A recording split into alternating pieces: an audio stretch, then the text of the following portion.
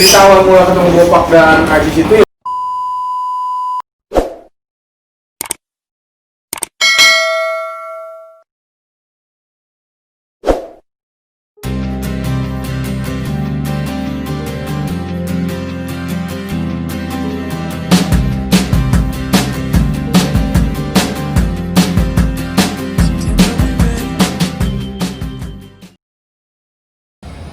Oke guys, kali ini saya ingin mengunjungi seorang teman lama saya yang mempunyai kisah yang cukup unik.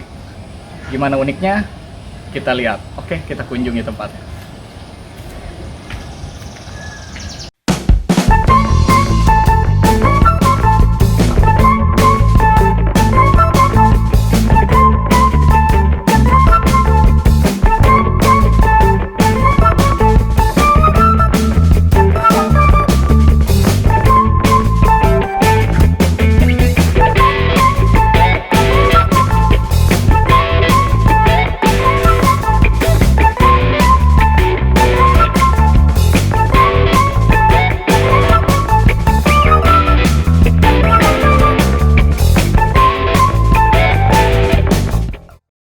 Oke guys, kita cobain mie-nya.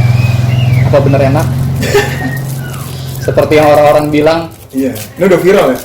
Ini udah viral mie-nya. Dan saya penasaran.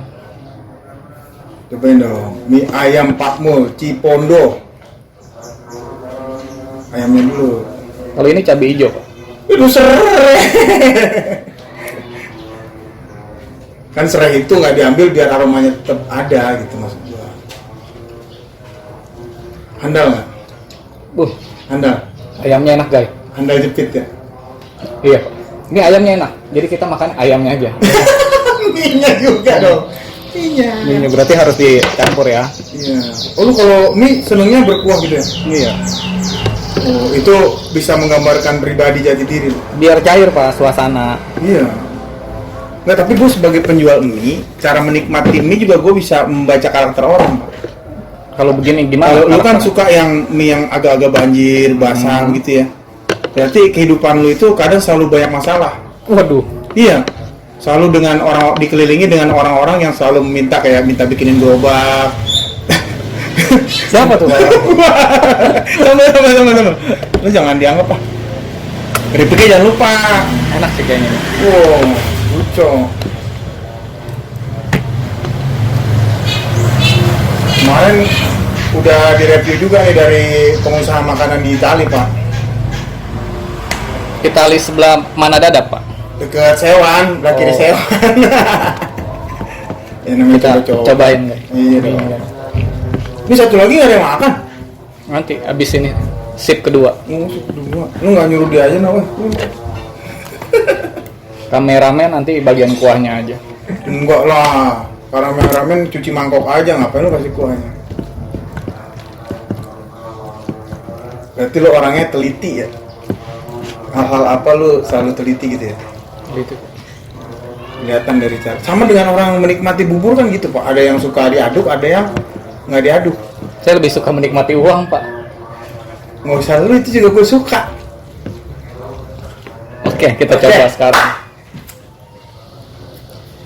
Review. Mie-nya sih kelihatannya enak. Ini spesial dari Cungko langsung. Tarikannya aja. Bener guys. Mie-nya enak guys. Sok ya. Mie-nya enak. Kita lihat coba kuahnya. Wah. Kuahnya lebih enak guys. Kuahnya jadi rasa kaldunya. Saya bukan pakar kuliner ya, tapi saya termasuk orang yang suka makan mie. Ya. Jadi gue suka makan mie ayam, mie ayam dan sejenisnya lah. Dan ini enak. Kalau gue biasanya kuahnya itu nggak gue bikin murni Pak. Jadi kuahnya itu gue campur bawang putih sama sedikit jahe di kuahnya. Kayak ramuan Pak Jokowi gitu. Nah itu biar sehat. Oh. Nggak, gue Berarti gitu. bisa mencegah corona juga ini. Iya, mencegah lapar intinya sih Pak. Kalau kita lapar makan langsung kenyang, dijamin. Keripiknya. Tapi enak ini. Mantap ya. Wajib dicoba. Yoi. Kalau mau coba jangan jauh-jauh sih. Ya. Nah, jadi gimana kalau orang mau coba milu kemana alamat? Kalau misalnya yang deket-deket daerah Tangerang, Cipondo udah pasti. Kalau lu males keluar rumah, lu searching aja di Gojek udah ada. Oh, di Gojek udah ada. Mie ayam Pak Mul daerah Cipondo. Mie ayam Pak Mul, Pak Mul. daerah Cipondo. Daerah Cipondo. Jadi kalau ada yang mau pesan udah ada di Gojek ya. Udah. Oke, sip. Tadi kalau lu nanya gue soal kenapa harus gue pakai Pak Mul bukan pakai nama Jabrik, karena ya menurut gue nama Jabrik itu udah banyak Pak. Soto Bang Jabrik. Mie Tapi ayam nama Mas lu Jabrik. pasaran ya? Hah? Pasaran dong. Nama gue gak pasaran. Oh, nama nggak. Itu kan nama entertain gue. Oke. Nama asli gue nggak asli terlalu kan. pasaran. Iya. Jadi gue liat loh, kok udah banyak nih ayam Jabrik ada. Ntar orang keliru begitu searching keluarnya banyak. Kalau Pak Mul kan jarang. Kalau Mas Mul ada. Jadi nama aslinya sebenarnya Heri Setiawan nggak? Iya. Panggilan nama panggung kalau Jabrik. Iya jangan. Gitu. Jabrik. Nanti kita akan ngobrol-ngobrol setelah Boleh. gua makan. Siap. Gua pengen ngulik cerita lu gimana. Jadi dari komedian, dari boleh dibilang rajanya MC, sampai banting setir ke mie ayam. Oke. Oke. Sekarang lu nikmatin dulu. Makan dulu. Gue mau mempersiapkan segalanya biar nanti lu masak lagi, Iya, sip. buat gua lagi. Soalnya ada yang beli lagi. Oke, thank you. Mari Pak. Siap. Bang, bentar Bang. Oke guys, sekarang saya udah selesai makan dan udah waktunya nih kita gali informasi tentang yang namanya Jabrik ini. Oke, kita panggil aja. Halo brother. Gimana? Oke, jadi sekarang saya pengen gali informasi nih. Gali lubang. Nah, gali informasi gimana asal mulanya bisa dagang mie ayam. Karena setahu saya beliau ini tadinya seorang MC off air yang udah malang melintang di dunia per MC-an ya, di macam-macam dinas dia. Dinas apa aja Pak? Banyak ya pokoknya. Kebudayaan. Ya, dinas Pariwisata. kebudayaan, pariwisata. Jadi udah cukup terkenal nama panggung Jabrik ini. Nah, Dan yang saya tahu beliau juga satu angkatan sama Bopak Castello dan Ajis Gagal, betul nggak ya? Betul lah. Jadi gimana? Kenapa bisa dari komedian bisa banting setir ke mie ayam? Kita korek informasinya, gitu. Apa mungkin karena corona nih teman-teman? enggak juga. Ya. Gimana awal mulanya? Awal mulanya Mulai dari sebetulnya karir dulu nih. karir. Gue pengen tahu karir lu pertama kali bisa terjun ke dunia MC dan dunia seniman lah. Gitu. Awalnya gue nggak ada kepikiran mau jadi MC dan seniman, karena gue untuk ngomong sama orang aja gue suka nggak bisa merangkai kata. Nggak Dulu. pede Pak ya. Bukan nggak pede, gue pede. Tapi begitu udah ketemu orang kan beda. Gila, kita nih udah datang nih, pede gue. Apa kabar? Gue bingung. Mau merangkai katanya itu gue bingung. Jadi nggak ada kepikiran gue untuk jadi MC, jadi apalagi orang bilang sekarang gue pelawak. Padahal gue nggak ngerasa diri gue pelawak. Gue cuma apa ya? Cuma nggak sengaja didorong aja di dunia komedi gitu. Apa momennya yang buat lu jadi terjun ke situ gitu? Awal mulanya. Awal mulanya kan dulu gue emang kerja, gue 9 to 5. Waktu itu gue kerja di, kalau ngomong-ngomong soal kerja, gue pernah kerja jadi kuli, pernah. Kuliah apa Pak? Kuli panggul. Panggul apa tuh? Nah, nih, sini Pak. Ini sebagian dari sejarah gue. Oh, Iya, jadi lu harus tahu. iya. Oh, ada Iklan. iklan sebentar ya. Ntar gue keluarin. Ini jasa Iya. ya. Oke. Jadi awalnya itu sekitar tahun berapa ya? 2000-an lah. Gue tuh dulu sebelum tahun 98 lah awal karir gue tuh. Jadi gue dulu nggak pernah berpikir jadi seorang seniman. Ini kan dunia gue sekarang seniman kan. Ya. Gue dulu malah berpikir gue bekerja. Kayak bekerja aja. Kerja gue nggak mikir itu. Buat gue itu nggak mungkin karena gue pemalu, terus gue nggak bisa ngerangkai kata, nggak mungkin aja gitu. Jadi nggak kepikiran. Nggak. Jadi gue kerja secara normal waktu itu di Alfa Retail Indo TBK. Oh iya. Dulu pertama buka di daerah Cikokol. Itu pertama buka. Nah, gue training bla bla bla sekian lama, akhirnya gue diterima kerja di Alfa itu. Pertama gue di Pasar Minggu waktu itu. Bagian apa tuh? Gue Iya. daging, meat and poultry. Keren ya. Yoi. Bahasanya keren. Yoi, meat and poultry. Gua setelah itu jalan waktu, kalau dunia masak-memasak gue dari kecil memang hobi, karena era-era gue ya, lu mungkin nggak mau dibilang tua kan. Kalau gue tua, gue iya. mengakui lah. Iya, karena gue masih 17. Beda zaman. Jadi gue tuh dari kecil anak-anak tahun 90-an beda dengan anak-anak tahun 2000. Sorry nih ya, maaf ya, gue sekedar cerminan aja. Anak-anak tahun 90-an itu mau makan itu harus ngebantu orang tuanya, goreng kerupuk, goreng bawang tungting, ada tungting pak saya. Goreng bawang, goreng kerupuk. Jadi kalau nyokap gue goreng ting, gue bantuin. Dari seperempat tinggal 1 on, gue makanin, ya kan? Terus nyokap gue bilang, ulekin dong tuh, cabe mau nyambel nih mak, ulekin. Anak sekarang berani nggak begitu? Selesai pas kita mau makan, setelah makan ada lagi pak, pas anak 90-an cuci piring sendiri. Setiap habis makan kita dididik sama orang tua kita, nyuci loh habis makan tuh, anak-anak 90-an. Itu ada pengaruhnya nanti ke jelas. kuliner dan ini ya, jelas sifat kemandirian ya. Jadi akhirnya setelah itu gue dulu waktu gue sekolah, gue punya cita-cita mau jadi chef apa chef sih namanya? Chef pak, chef. Chef. Itulah ya, katakanlah gitu. koki, Ya. walaupun bukan ikan. Iya, ikan. Yang masak-masak. Iya, tapi orang tua gue nggak setuju karena kebetulan bukan membawa suku ya. Bokap gue dari Sumatera Utara. Jadi kalau buat bokap gue, lu kerja masak, lu kan laki, gitu. Jadi ada nggak boleh lah. Main lah ya. Kenapa lu nggak ambil yang laki-laki aja? Justru padahal koki-koki yang sekarang cowok kebanyakan. Akhirnya sekarang. Dulu tahun itu untuk agak aneh lah. Laki-laki masuk SMEA aja aneh. Bener nggak? Tahun 90-an itu anak-anak laki masuk SMEA itu kayaknya, gue SMEA pak. Iya, tapi orang menilai pasti begitu pak. Tapi gue maco pak. Iya, sekarang kan gue udah, iya kan. Nah jadi ceritanya awalnya gitu. Gue mau punya cita-cita sekolah perhotelan. Bokap nggak setuju. Udah lu SMA aja. Kuliah lu ambil yang lu gampang hafal. Apaan? Hukum atau nggak ekonomi. Bokap gue nyuruhnya begitu. Yang standar aja gitu. Cita-cita kan? Supaya bisa lebih cepat kerja. Nah, itu biasanya gitu kan. Kita anak-anak tahun 90-an, aduh ketahuan juga dia. Jadi 90-an kita dididik cari sekolah yang langsung besok kerja. Lulus langsung kerja, gampang dapat kerja. Itu. Kita udah terdoktrin. Nah, jadi teman-teman dulu angkatan tahun-tahun segitu emang kita didoktrin untuk ya mungkin umum lah sampai sekarang juga ya. Sampai sekarang orang biasanya didoktrin di sekolah supaya bisa cepet cari kerja gitu. Cari cuan. Akhirnya gue memberontak pak. Batin gue berontak. Gue kuliah nggak selesai karena bukan kemauan gue. Nggak sejiwa lah. Enggak. Jadi waktu kuliah itu gue bukannya ke kelas, tapi gue nongkrong sama temen-temen gue main musik. Gue dulu nggak pernah, kan tadi gue bilang gue nggak pernah mimpi untuk tampil. Jadi di musik itu gue dulu drummer. Kenapa gue drummer? Karena gue pikir gue tetap pengen gabung di dunia musik, di dunia seni, tapi gue nggak di belakang, nggak kelihatan. Itu. Tapi apakah sebelumnya ada darah seni dari orang tua? Ada. Dari kakek. Oh, dari kakek. Jadi kakek gue itu kebetulan masih keturunan Belanda. Ini beneran, gue bukannya bohong. Belanda Depok atau Belanda? Bener-bener real.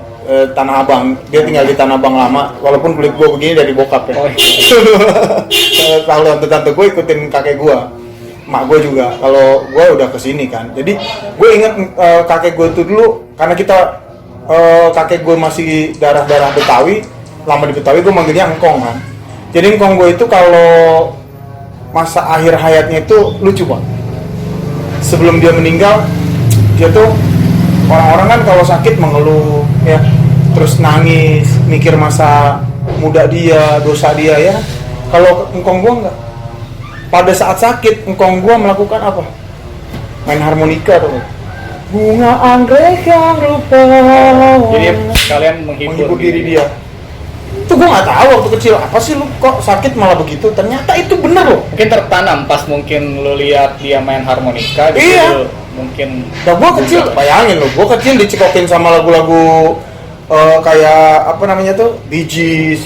Nyokap gue nyekokin lagu itu, kaset-kaset begitu. Gue jadi pengen main band, gue nggak ada ilmu awal. Baru setelah gue kerja, singkat ceritanya gue ngelihat temen gue nge-MC pak, namanya Tony, sekarang jadi pesulap dia. Tony itu sekarang jadi pesulap. MC, yeah. Master of Ceremony. Yoi. Kok tuh orang enak ya? Jadi MC cuma ngoceh-ngoceh doang, orang ketawa. Lihatnya gitu ya, gampang gitu. Atau gue bisa. Akhirnya suatu hari dia lagi santai, gue deketin, Wir, Ton, gue pengen dong belajar MC sama lu. Kuncinya gimana sih? Oh, kalau mau jadi MC gampang. Bahagialah di saat lu melihat orang tertawa. Cuma kasih gitu doang. Ya? Iya, dia cuma ngasih itu doang. Bahagialah pada saat melihat orang tertawa. Kalau kita sendiri yang ketawa gimana tuh? Berarti lu belum bahagia. Oh, belum bahagia. Maksudnya gini, lu nge-MC, hanya lu yang tertawa, orang nggak terhibur, Pak. Berarti nggak lolos. Nggak lulus. Nah itu ternyata, gue mikir apa ya? Gue nggak tahu kalimat itu apa. Akhirnya jatuh suatu hari dia nggak bisa nge-MC. Gue ya yang gantiin. Maksudnya gini. Oh, pas ada momennya. Pas momen gue langsung bilang ke atasan gue, Pak saya aja Pak yang MC. Serius. Bisa kamu bisa. Itu spontanitas. Spontan karena gue memang pengen. Nah, akhirnya gue nge-MC Pak. Waktu itu acara, boleh nyebut merek nggak tempat lu? Boleh. Waktu itu acara cooking fiesta. Cooking fiesta di apa tuh? Di Alfa Retail UTBK. Oh. Jadi demo masak mereka. Gue MC-in. Itu tahu nggak lo? Gue megang mic begini Pak. Nih, mama ini mic ya. Masih. Gue megang mic begini. Gemetar ya? Serius? Karena kan beda ya, kalau beda. orang di panggung itu beda ya, karena saya ngerasain sendiri bicara depan umum itu pasti beda dibanding kita ngomong sendiri. Beda. Betul nggak? Apalagi pertama kali pasti. Pertama kali. Nggak usah kita bicara, kita kan sifatnya saat itu mengentertain orang. Iya. Kita bicara pidato deh. Lu lulus kuliah, tiba-tiba lu dapet nilai terbaik, lu speech dong. Coba. Pasti, iya. Iya kan? Nah, apalagi ini gua dapet tugas menghibur ini orang. Wah gini Pak. Gua coba, tenang nggak bisa. Udah. Terus gue belajar di depan kaca di rumah, udah kayak orang gila lah gue. Akhirnya gue bisa dan akhirnya gue mampu. Semua orang terhibur, asal gue nge-MC orang terhibur jalan kan. Nah suatu saat karena ini acaranya dia mau masak, setiap bulan kan selalu ada di tempat gue kan. Otomatis audiensnya nih ibu-ibu kan. Udah tuh, ibu-ibu salah satu ibu ngomong, Mas saya mau dong Mas nge-MC di tempat saya. Berapa duit? Tuh gue gak pernah dibayar. Karena emang nggak tahu pasaran MC. Dan gue nggak saat itu gue nggak mengharap jadi materi, maksudnya jadi pekerjaan. Enggak, gue cuma pengen gitu doang. Dah, berapa duit Mas Jabrik? Nggak tahu. Udah besok tempat saya aja deh. Dah, singkat cerita, gue ke tempat dia, gue ke MC, tau nggak lo? Gue dibayar pakai apa? Karena kita bingung. Ya apa tuh bayar? Pakai masakan. Jadi bayar pakai masakan. Dia ada capcay, ada bihun, masakan arisan Pak. Ada kentang, cabein, dibungkusin sama dia Mas Jabrik. Karena Mas Jabrik bingung, saya juga nggak ngerti. Udah bawa makanan aja. Bayar pakai makanan. Bayar pakai makanan Pak. Itu pertama kali. Pertama kali jadi MC. Bayar makanan. Sampai yang kedua itu karena dia acara dinas waktu itu ibu-ibu apa tuh kalau istri-istri polisi. Ini apa? Itulah pokoknya ya, gitu. ya ibu-ibu polisi itu kebetulan mereka bikin demo masak juga. Nah gue diminta untuk meng-MC karena dia kebetulan dinas kan harus ada budget kan ya. Harus kita ngomong berapa kan gue nggak tahu berapa. Akhirnya dia yang menentuin. Okay. Enggak, gue pertama kali megang duit itu megang duit dari hasil MC itu berapa Yung? 75.000 75.000 sekali. Berapa lama waktu itu? 10 menit, setengah jam. 75.000. Setengah jam. Waktu itu gaji masih berapa tuh? Sekitar berapa gaji? 750.000 gua. Pertama gua kerja 750.000. Oh gaji masih 750.000. Jadi kontrakan gua 300. Ya, jadi sisa 2,5 bayar motor. Ya, jadi bisa dilihat seberapa tua dia guys. 750.000 gaji UMR. Sekarang gaji UMR sekitar 4 juta. Iya. Iya. 750.000 gua. Udah itu gue berjalan waktu karena gue kebetulan waktu itu supervisor kan gue di situ kan. Jadi gue kok tempat kita sepi-sepi aja nih bikin kegiatan yuk gitu. Akhirnya gue ngajuin ke manajer gue bikin kegiatan tribute to Binyamin. Binyamin Sueb karena gue memang suka dengan sosok dia kan. Gue bikin tuh. Karena dia legend ya. Legend lah buat orang Betawi itu legend banget. Nah, berhasil kebetulan ada salah satu personil dari ada salah satu dari tim Paski Persatuan Seniman Komedi Indonesia yang gue nggak tahu dulu itu apa. Tiba-tiba ngubungin gue, namanya Bang Gio. Sekarang dia yang jadi manajernya April dan Temon.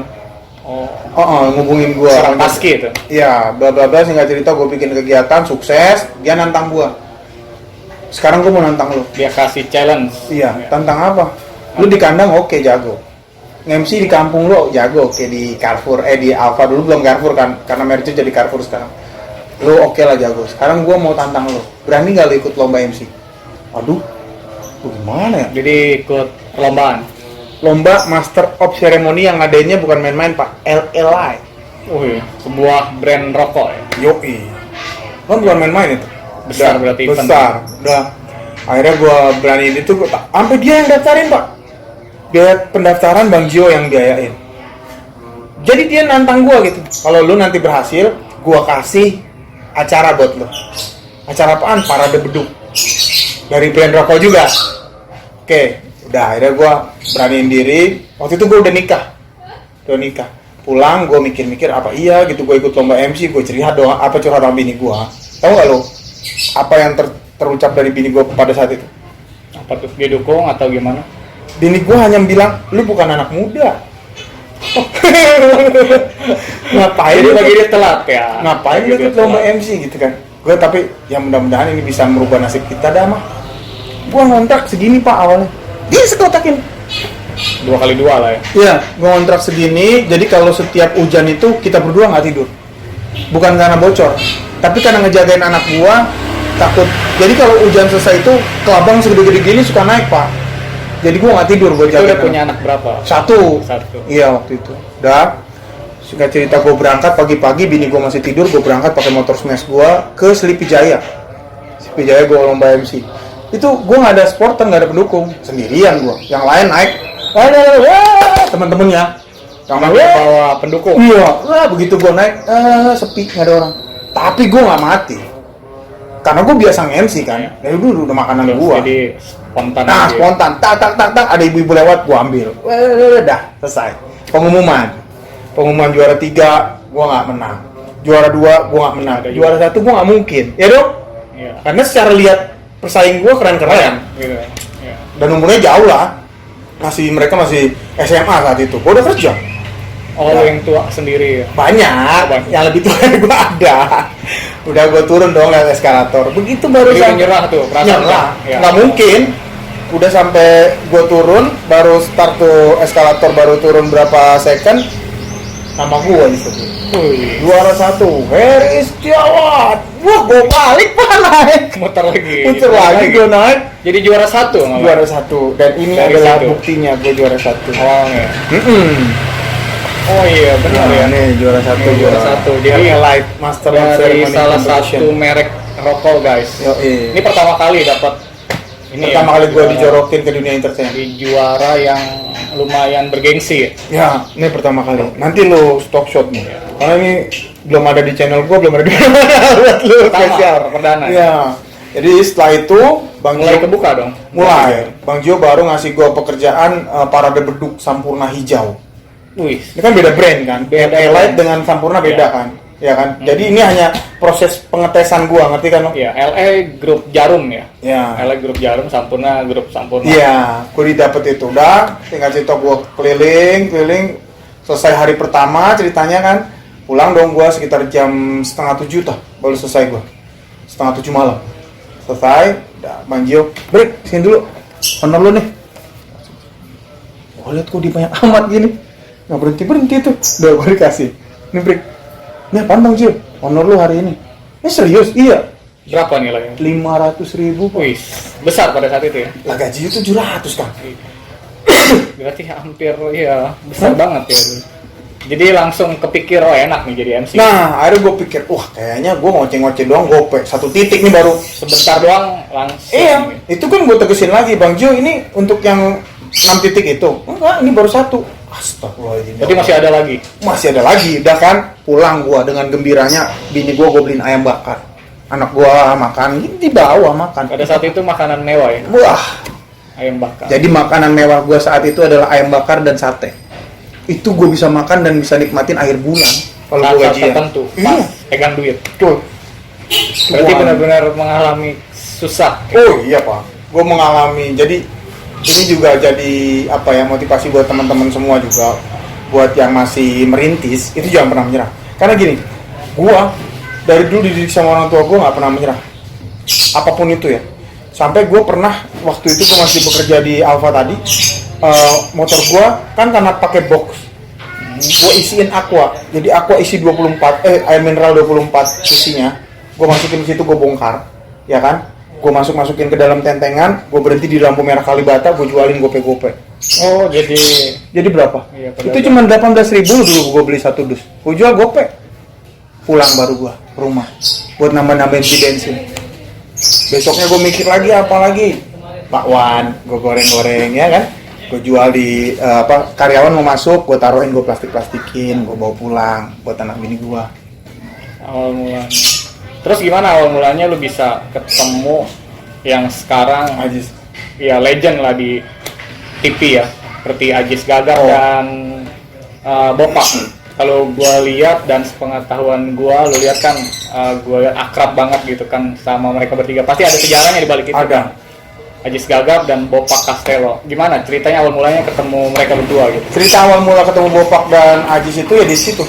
Di setelah gue diajak sama Gio ngomong kalau lu mau mengasah kemampuan lu untuk berkomedi, ber-MC, lu nongkrong deh di daerah Selipi. Namanya dulu kunci komedi kalau nggak salah. Grup, sebuah perkumpulan. Bukan, tongkrongan aja. Oh, tongkrong. Jadi kenapa disebut kunci komedi? Karena kita nongkrong di tukang kunci. Tapi jangan salah loh, tukang kuncinya itu adalah grupnya Warrior, grupnya si Untung Blangkon, teman dekatnya siapa namanya? Didi Kempot. Iya. Oh, jadi kuncinya di situ. Nah, tempat jadi tongkrongannya. Nah, tempat gue nongkrong itu nggak jauh dari tempat gue nongkrong, tempatnya Mas Didi Kempot. Dulu kontrak awal dia ngamen ke Jakarta di situ juga. Jadi memang tempat itu adalah tempat kumpul seniman-seniman, komedian di situ, Pak. Dulu daerah Selipi Kebayoran. Dulu Didi Kempot belum tenar, sekarang Ngamen. Masih ngamen. Ya, masih ngamen. Kita nongkrong di situ sama-sama semua. Anak-anak termasuk Mas Indro, Dono, mereka suka soan ke situ ngumpul sama Mas Imam Warrior namanya. Dia dulu grup terkenal ya di Imam Warrior. Nah, dari situ Mas Imam ngomong gini, lu mau diajak nyanyi katanya. Karena basic gue emang nyanyi kan. Dari dulu gue emang nyanyi. Bisa ya, nyanyi. Ya. Walaupun orang kalau dengar suara gue kan kupingnya pecah kan. Gue emang nyanyi basicnya. Terus kata Mas Imam, Ajis lagi nyari orang buat nemenin dia di acara yang Indosiar Super Soulmate. Dia nyari. Udah terkenal ya? Ajis belum? Ajis sudah. Tapi masih jarang-jarang. Masih ini. Tapi lebih terkenalan Bopak dulu. Bopak kan dulu udah terkenal di Antv tuh, di Ayam Jago, komedi tengah malam. Oh iya, komedi tengah malam. Udah, selesai dari situ gue dikenalin sama Ajis. Ajis mau butuh teman buat Super Soulmate. Dah gue ketemu lah sama Ajis. Besok kita latihan yuk, Brik. Latihan di mana? Studio? Bukan, di PRJ. Wah, latihan di PRJ. Gue kaget tuh. Serius tuh, serius. Ternyata begitu gue nyampe PRJ, gue bukan latihan, Pak. Sama Ajis gue dikasih sapu lidi yang kayak tukang sapu jalanan. Yang ada gagangnya itu. Pegang. Baju koko, pegang. Selendang. Pakai. Wih, dikasih atribut ya? Iya, ini buat apa Ajis? Naik, lu ngelawak sebentar, baru nyanyi. Gua nggak bisa ngelawak, gua nggak bisa ngelawak. Lah, gua nggak bisa ngelawak, Pak.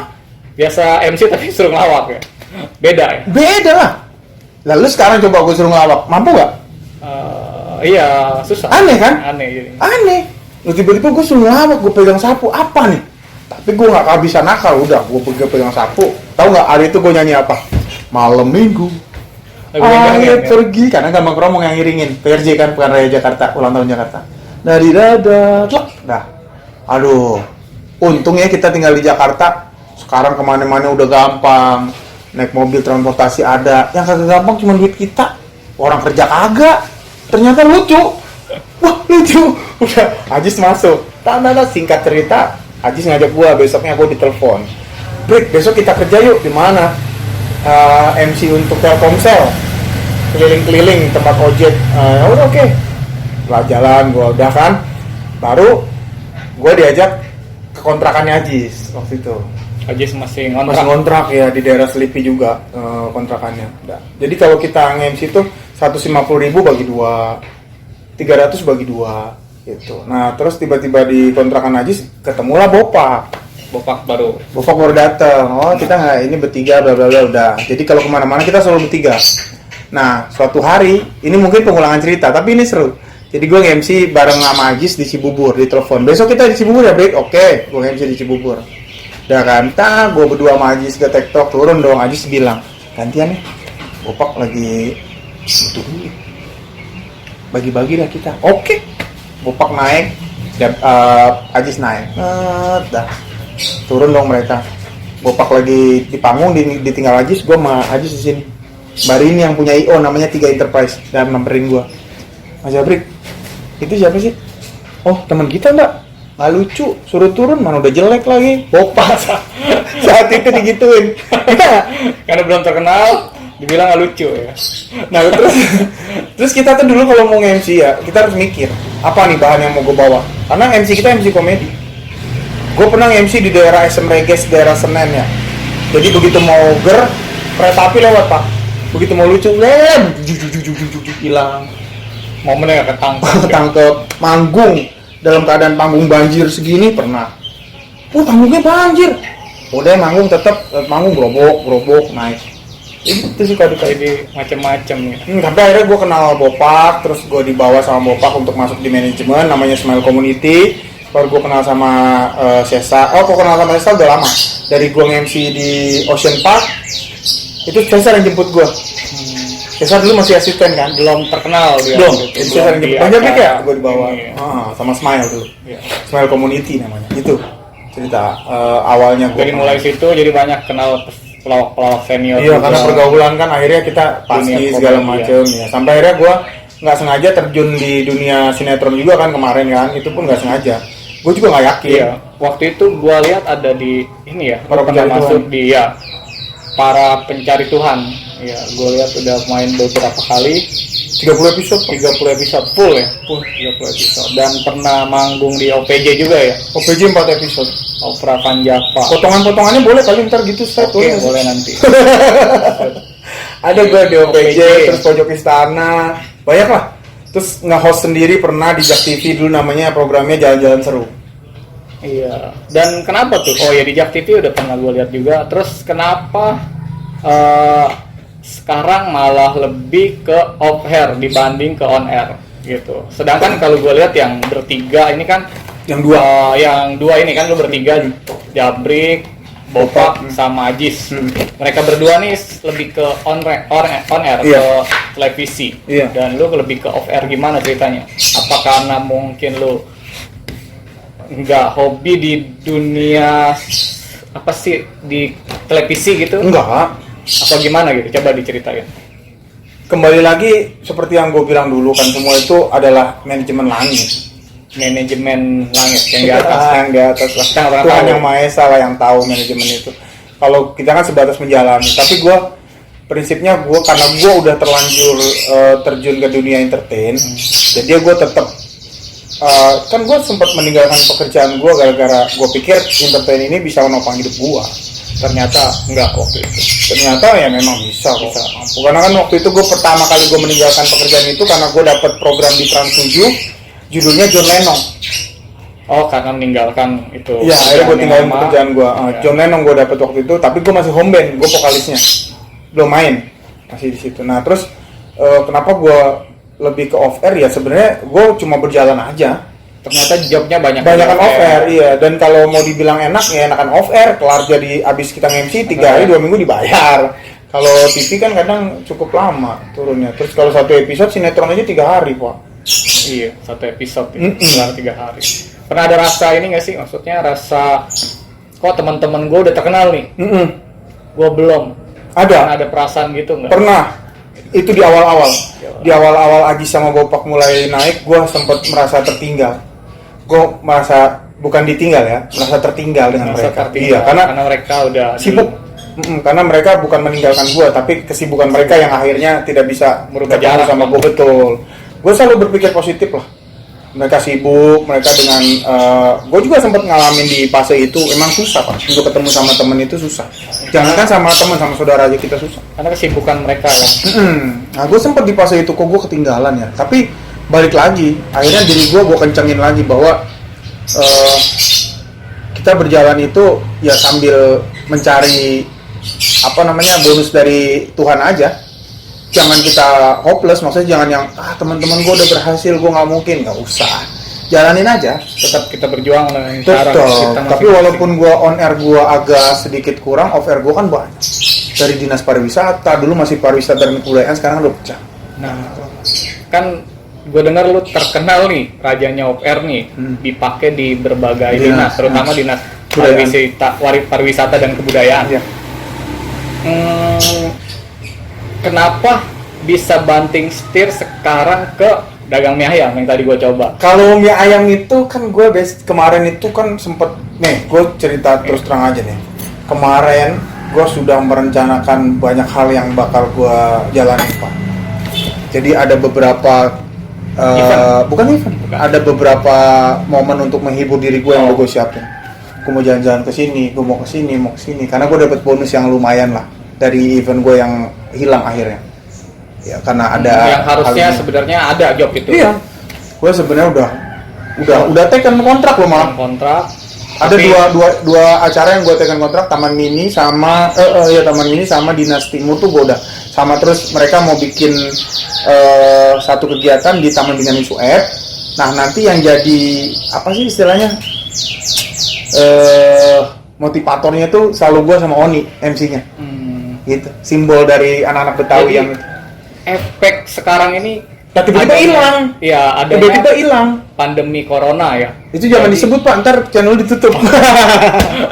Jadi karena ada satu dan lain hal, akhirnya itu harus tercancel kan. Nah, gue nggak mungkin dong mengandalkan yang sudah hilang terus gue minta kembali, nggak mungkin kan. Gue berpikir apa ya. Terus ingat gue ke cerita awal tadi, gue kan mampu bisa masak, basic gue juga dulu masak. Lo bisa. Akhirnya gue bukalah mie ayam Pak Mul ini. Awalnya juga gue bilang sama istri gue, bapak mertua gue itu banyak menelurkan pengusaha mie terkenal.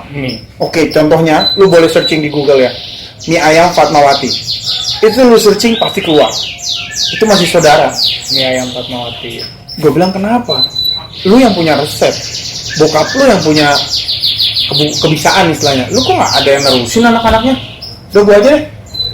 Ini bicara idealisnya ya. Iya, terbesit ide. Nah, gue bukalah mie ayam Pak Mul dengan gue masak, minta resepnya dari mertua perempuan karena Pak Mulnya sendiri udah almarhum. Ya, gue masak, dicobain sama mertua gue, oke nih. Udah, gue buka pertama, oke, teman-teman gue pada beli, support semua. Udah gue buka sampai sekarang. Jadi gue tadi awal kan gue bilang, gue adalah orang yang tidak pernah mau menyerah dengan keadaan. Iya, soalnya kan boleh bilang kan dari seniman, dari ini juga seni Pak. Ke seni memasak. Seni memasak. Iya. Kan termasuk agak jauh. Jauh. Bahkan ada beberapa teman gue yang sempet nyinyir gitu. Ada menjapri gue sampai bilang, kok lu sampai dalam tanda kutip dagang mie gitu? Kan, itu halus Pak. Kalau ini lebih down lagi. Kalau lu turun derajat, sampai ngomong gitu? Nancep nggak? Lebih dalam lagi ya? Cuma gue yang buat gue ini bukan turun derajat, tapi gue lagi istirahat. Ya. Gak mungkin di tengah istirahat gue begini doang. Gue mana gue mau minum? Gimana gue mau makan? Ya. Istirahat gue adalah nyender sambil megang kipas. Ya. Gue aus, gue minta. Itu. Kadang orang kebanyakan menyerah sama keadaan. Jadi iya banyak orang-orang yang misalnya karena keadaan nih, apalagi di tengah kondisi sekarang ini kan banyak nih orang yang kehilangan job. Betul. Kehilangan macam-macam, Iya. usahanya menurun. Tapi dia nggak melakukan sesuatu, dia malah boleh dibilang ngeluh. Tapi ada yang sampai bunuh diri segala. Iya, bahkan ada yang bunuh diri karena dia down ya dengan keadaan ini, dan sebenarnya nggak bagus. Harusnya kita justru gimana caranya kita berjuang, nggak perlu malu, betul nggak? Yang tadi lu biasanya di panggung, ya di panggung, minum disediain, ya sebentar ngobrol sebentar dapat duit yang lumayan besar, tiba-tiba sekarang dagang kuliner kayak gini. Nah, itulah gitu. Jadi biasanya gua kalau lagi break, bang ya break airnya. Sekarang gua ada orang basuk, jadi gua nggak kasih air ya sekarang. Iya. Enggak, tapi itu menurut gua ya ini saat gua untuk lagi beristirahat. Ya. Senang, malah gue agak nyaman dengan kondisi sekarang gue yang jualan ini, gue nyaman, Lebih damai, betul Pak. Kan ada orang yang bilang bahwa kadang materi itu bisa membunuh kita ya, karena kita banyak orang yang merasa tersaingi, banyak orang yang nggak suka dengan kesuksesan kita jadi beban. Tapi kalau kayak gini gue dagang sendiri, masak gue sendiri, orang datang ke sini gue layanin. Karena di dunia entertain gitu, apapun di dunia apapun ada pasti persaingan. ada persaingan yang betul cukup ini Wah, ketat. paling Dan tujuan kedepannya gimana? Apa mau terusin mie atau lu nanti kalau keadaan ini membaik Normal. akan balik lagi ke kerjaan awal? Kalau seandainya ini atau semua- dua-duanya jalan? Kalau seandainya semua ini normal lagi, gue kembali lagi dengan pekerjaan gue sebagai MC lagi, gue dapat pekerjaan dari MC lagi, gue tetap nggak melepas ini, karena ini amanat dari teman gue. Dia bilang, lo gue kasih gerobak, ntar lo tinggalin kan gitu. Ada yang Ada. kasih lu gerobak ya? Iya. Jadi gue terima kasih banget buat Wiratan yang punya channel ini nih. Dia kasih gue gerobak, dia support, ya kan. Nah gue sekarang tanya balik, kenapa lo yakin support gue buat bikinin gerobak mie? Karena gua kasihan banget. Karena teman-teman gue semua bilang, lu serius tuh? Temen lu ada yang modal ini? Ada, gue bilang. Enggak sih, jadi gini guys, sebenarnya kalau untuk ukurannya Bapak Jabrik ini, Iya. dia sanggup lah beli gerobak, Iya. cuma gerobak kecil. Cuma karena kemarin momennya, lu lagi ulang Ulang tahun, tahun, betul. Dia lagi ulang tahun, jadi saya sebagai Hadiah yang sahabat, jadi saya kasih sebagai kado ulang tahun buat Yang bermanfaat. mendukung dia supaya makin semangat Betul. dagangnya gitu. Iya, Mudah-mudahan betul. biar makin panjang. Iya. Jadi dapat ya saham. Betul. berapa, Lo 25% kayak iya. manajemen lo. Tapi itu akhirnya gue pikir ini nggak akan gue tinggalin. Kalaupun nanti Jadi mau serius benar. serius, karena udah gue masukin ke online kan, pasaran online, makanan online. Terus kalau sampai gue tinggal sayang. Kalau kemarin kayak ayam bakar Mas Broto gue tinggal. Karena gue sibuk tiba-tiba syuting sinetron terus sama FTV gue banyak kan, jadi gue nggak pegang. Gue pegang orang terus nggak bener gitu kan. Kalau ini gue yakin, karena ini nanti kalau memang udah mulai gejala-gejala gue udah mulai aktif lagi di MC, ini akan gue cari orang untuk yang cara ngolahnya sama yang seperti gue. serius. Jadi Tetap biar ada bisa berjalan. Iya kan tadi awalnya gitu Pak. Ini usaha kan sayang, maksudnya mertua gue yang punya resep, mertua gue yang menelurkan beberapa pengusaha mie ayam yang sukses, kenapa kita enggak? Iya betul. Itu nggak mau gue tutup nggak? Jadi tetap ini berjalan. Kita berjalan. Mungkin nanti secara bahasa Pengelolaan. sekarang itu autopilot mungkin Iya. jalannya. Tapi di seniman juga lu tetap gitu ya. Kalau memang nanti harus gue kembali lagi ke dunia itu, gue nggak munafik juga, tetap gue jalanin. Sayang Iya, Pak. saya.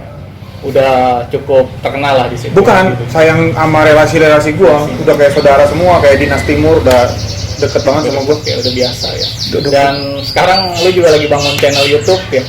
Yang nutup gue, alhamdulillah. Channel YouTube. Jabrix Official. Namanya channel YouTube-nya di bawah ya. Sini tuh.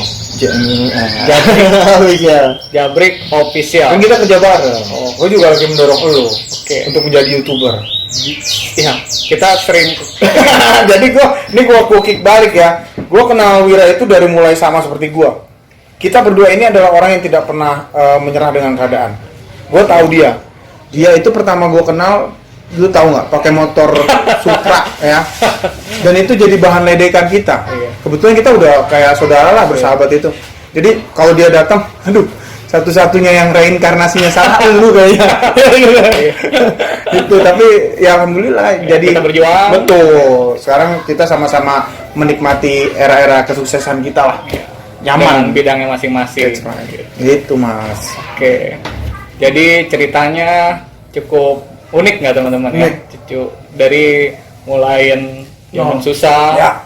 terus kerja ke dunia entertain, seniman, 9 to 5 pernah. ya, sampai terkenal juga udah sekarang. Terus akhirnya karena keadaan yang sekarang ini bukan terpaksa sih, kita harus tetap berjuang. Jadi Berjuang. ya kita berjuang dengan bidang yang lain gitu. Betul.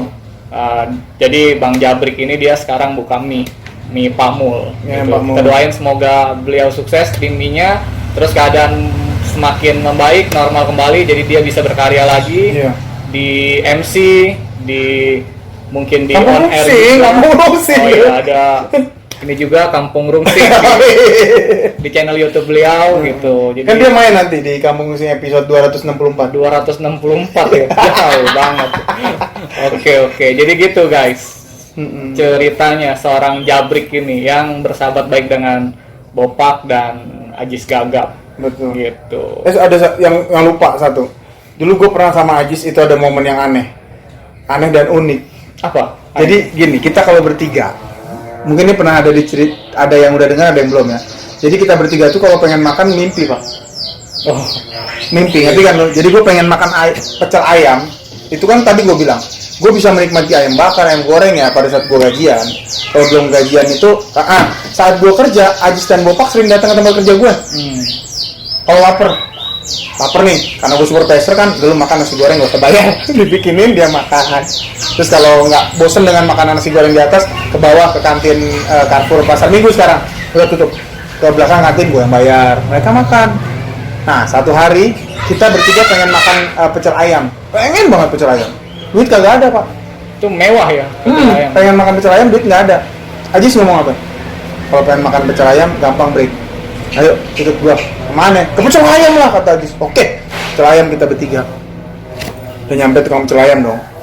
Gua mau masuk, sama Ajis ditahan. Terus ngapain kita masuk? Terus di sini aja. Baca pecel ayam. Dah merem. Enak gak? Enak. Jadi menghayalnya supaya lebih nyata gitu, Iya. dekat langsung. Aduh, enak dah. Kan wangi gorengannya pak. Oh, Ini suara gorengannya. Jadi kerasa banget. Iya. Udah kenyang break, dah. Yuk pulang lagi ke kosan. Jadi begitu ya, unik juga ya.